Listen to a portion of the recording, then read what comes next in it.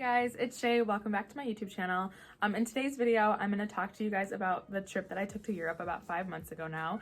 And I'm ultimately just wanting to share my experience with you guys that I had as a Black girl in Europe for the first time. Let's get into it.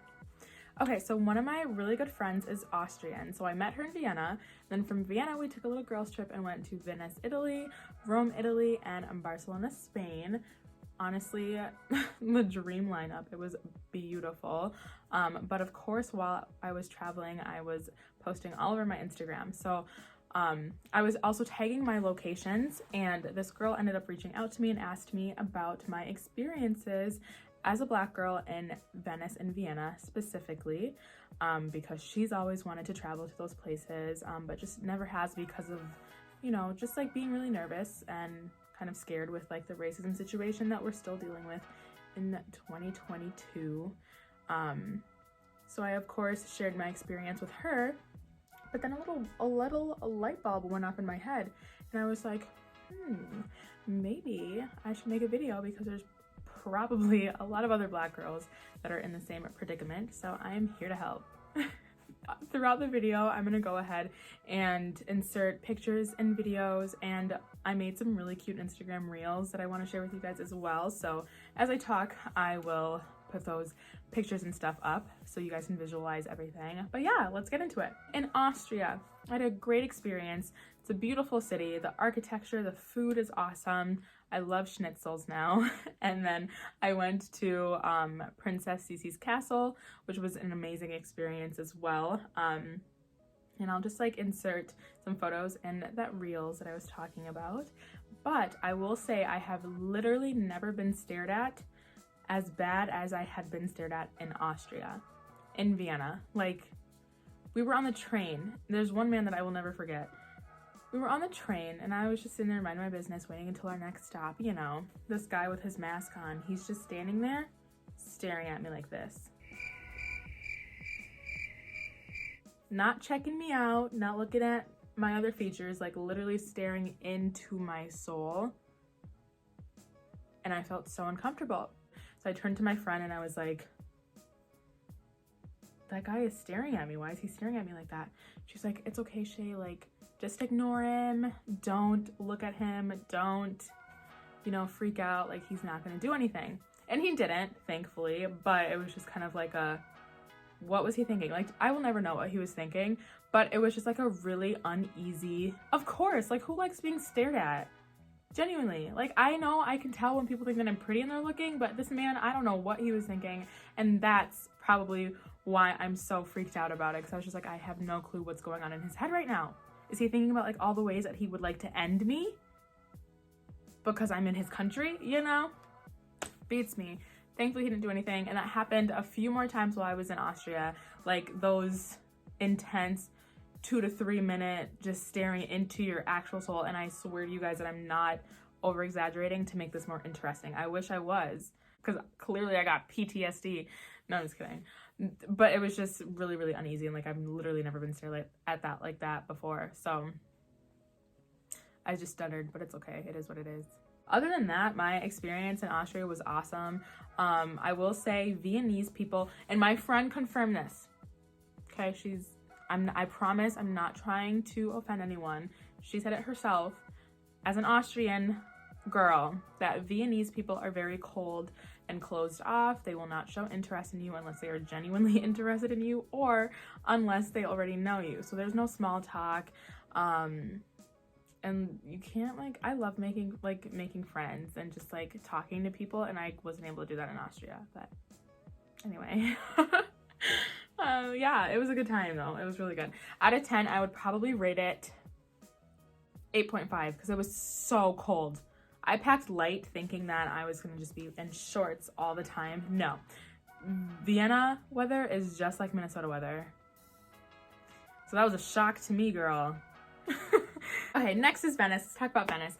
I fell in love with Italy. I felt the most welcomed in Italy as a woman of color. Like, I felt so good. Like, I genuinely love Italy. I love Italy. I love Italy. I'll say it over and over again. In Venice, I was getting stared at again but it wasn't as intense as it was in Austria. Like, it was more so of like a thing, like, I feel like in that case, like, oh, she's pretty. I don't know how to tell her that, so let me just stare.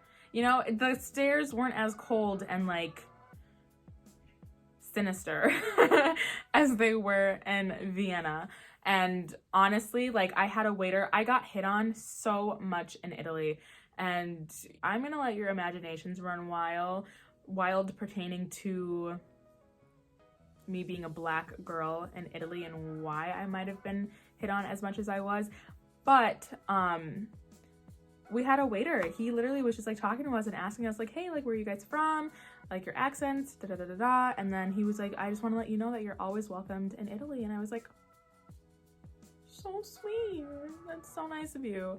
And in Venice, we made some friends with like younger boys, but when we compare it to Vienna, it's kind of the same deal. Like, people aren't gonna just like come up to you and start small talk, or like, oh, let's chat a little bit and go get some drinks together, and you know, but